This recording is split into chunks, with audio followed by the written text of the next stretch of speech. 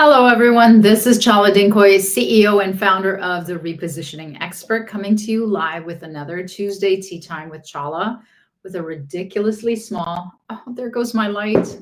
Oh my goodness. Wow, you really know this is live when my light just crapped out. Sorry about that, guys. Well, let's hope it stays. All right. Wow. Today's topic is authenticity. Is authenticity overrated? Should you be yourself in marketing like this? Oh my God. All right. Wow. Can you believe that this is the topic and it's really showing itself? Okay. All right. We're going to try it one more time. All right. So why did I try? I'm like afraid to move this. So first of all, let me take a sip. All right. Next time I'm going to put it on much tighter. All right. So why am I talking about authenticity? I have always believed, and I have always talked about on many of these lives, that you should be authentic. You should be yourself. Brene Brown, the renowned sociologist who does the TED Talks, all about being authentic, all about being yourself. In fact, she has so much research that says that people feel so much better when they are true to themselves and say exactly what they think and feel.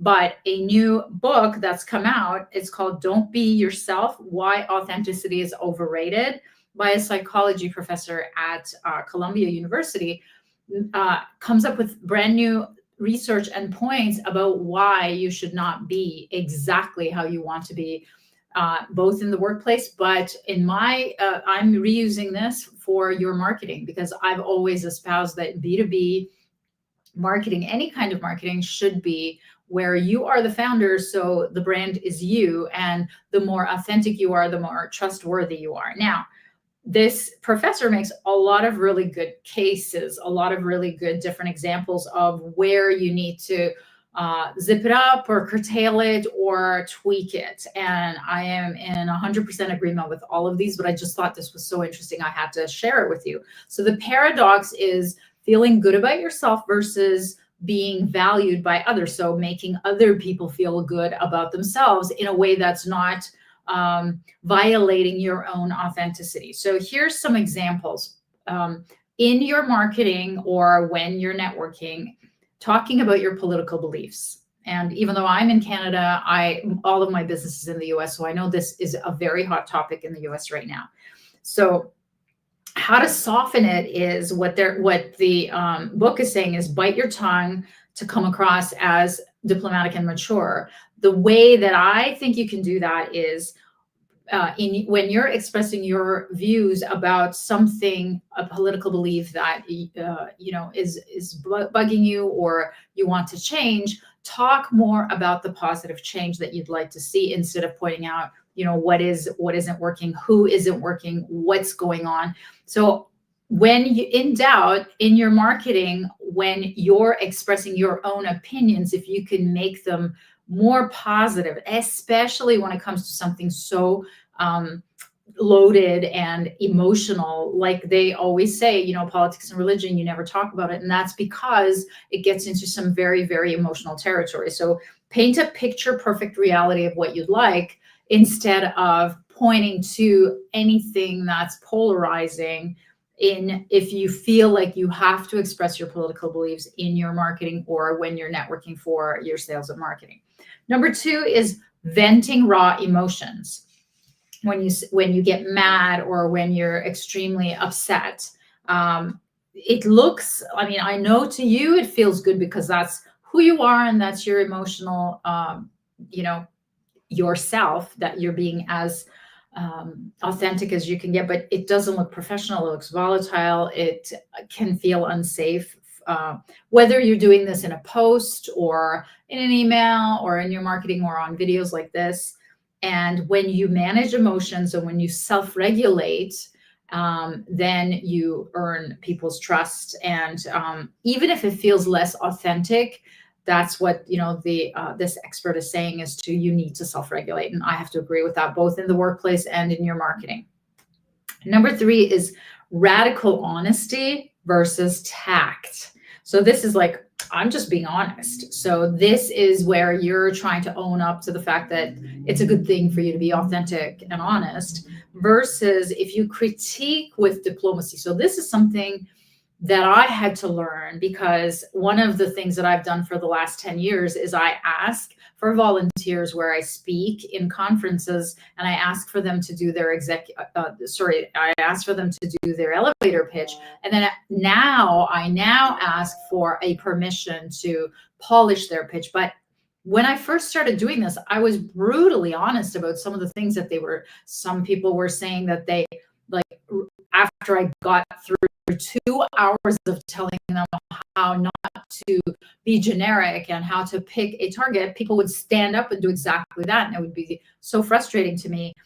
And I thought I was just being honest, but it always came back to bite me, because, and I have changed so much, and I've learned so much since then, is that when you critique with diplomacy without hurting people's feelings, and here's how to do it. So I usually use, I could be wrong, but, or it has been my experience that has not worked.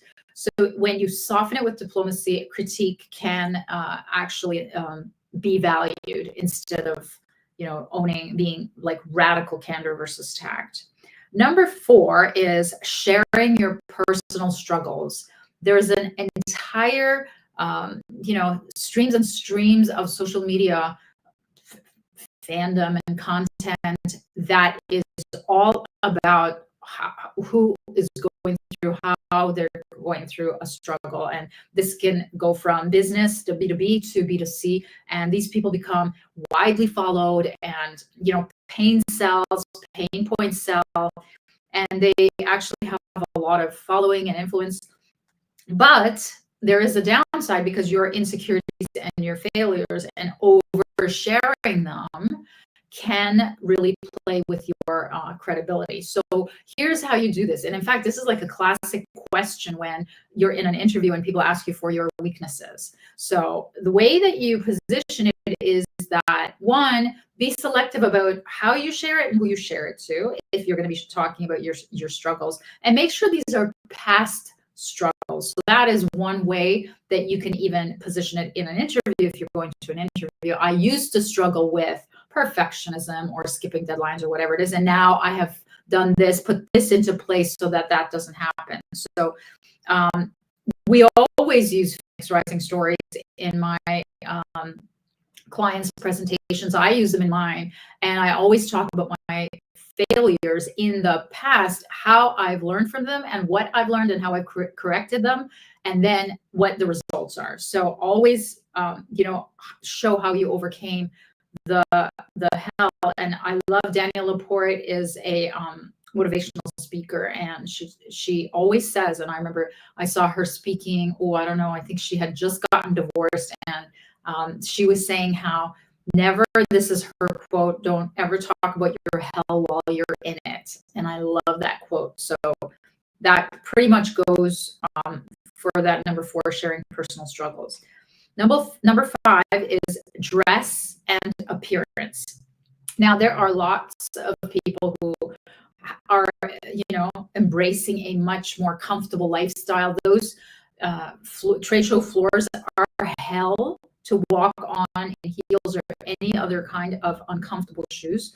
And you're in cold, over air-conditioned conference rooms. I have been for days on end, where you're sitting and just watching and waiting, and it can be very, very uncomfortable. But also, you may think that you want to share some stuff in your marketing.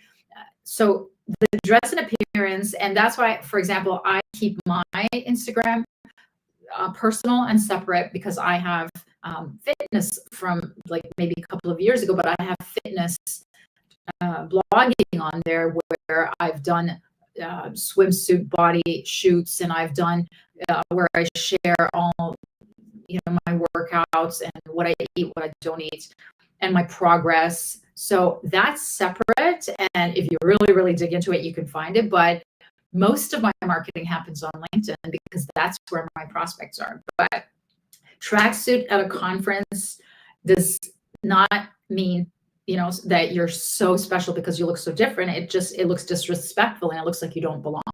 So instead, what I would love is if you conform to the standards of business in both your postings and your physical, personal, in-person appearances, but add a personal touch instead of being sloppy or too, too comfortable, which looks disrespectful. And my personal touches is either color or style of the skirt that I'm wearing, or I always wear these chunky jewelry that I'm wearing, and it always gets talked about. But that's my there's Terry Hall, who's a friend who also owns a marketing company, and she's I love her style too, and she always wears the most interesting glasses, for example. So always add something of yours that's extra personal touch if you want it to be authentic, but it's got to look pretty similar to what everybody else does. Number 6 is taking credit versus modesty. I have a lot of discussions with my clients about being too modest or being too, too arrogant. Like, I think I'm a huge success kind of thing. Now, there are so many coaches who are doing this. I do this, I talk about my successes. But it's positioned within, these are the trials and tribulations that I've overcome. This is what I've learned, which is what I'm going to teach you now. And this is the success that I'm living right now. So, and without talking about the success, you can't contextualize the struggle or the methodology that helped you overcome it. So what do you do instead? Research showed that downplaying your true feelings and skillfully faking humility, and maybe talking about the team that got you there, talking about the coach that got you there, talking about the circumstances that got you there, the lessons that got you there, earns you more trust and likability, even if it's true that you're the one who was the key ingredient of the success. But it just doesn't look good. It's all about optics, is what this book is saying, which totally makes sense to me. Humor and sarcasm. Oh boy, that's a tough one. So you could say, listen, I'm just being myself. I'm just joking, just kidding. But it can be offensive or seem dismissive. So, but when you restrain and you're not all jokey, you're not the funnest guy or a girl in the conference, but it can be seen as more respectful, socially intelligent. And the only place that this works well is if you mock yourself. And Nate Bargatze, I'm a huge fan, and he was for the first time chosen to do the Emmys hosting. And the reason why he was chosen in this very politically fraught environment is because he doesn't do anything dirty. He doesn't do anything political. He only does very clean family humor. And most of the time, he's joking about himself. I love his new book. It's called Big Dumb Eyes. And it's because he says that when he's got big eyes. So when people, see his big eyes, they think that he's dumb, and they keep asking him, you got that? Do you have it? So we laugh about it all the time. But so it's okay if you mock yourself, if you're going to use humor and sarcasm. Otherwise, be very careful. And then lastly, I'm going to talk about leadership vulnerability. When you're a leader and you have a team, or when you're a leader and you have prospects that are looking to you to grow their business or to help them grow their business, and you are doing a confessional saying, I'm lost, I don't know what to do in this political climate or environment, or the state of the economy, whatever it is, it makes you look incompetent. It makes your team and your prospects lose potentially trust in you. So why not acknowledge the limits? Yes, it's a trying market. Yes, these are the stats. However, but this is where we're going forward. So focus on the direction forward, and focus on what's working. So, I want you to remember that money comes through other people. And while being yourself and being authentic makes you feel better, when money comes through other people, you have to make them feel better too. So without losing the paradox of, without losing your own self and your own authenticity in your marketing, in your leadership, in all of your dealings with both, in business and on your marketing, please don't lose perspective on what people are seeing and perceiving of you. And what you need to always try to be is that trusted, safe place that they feel good interacting with you, even while you keep elements of yourself within everything that you're sharing with them. Okay. So I'll take another sip. Goodbye. And look, the light held out. Nothing fell. I will see you next Tuesday. Take care.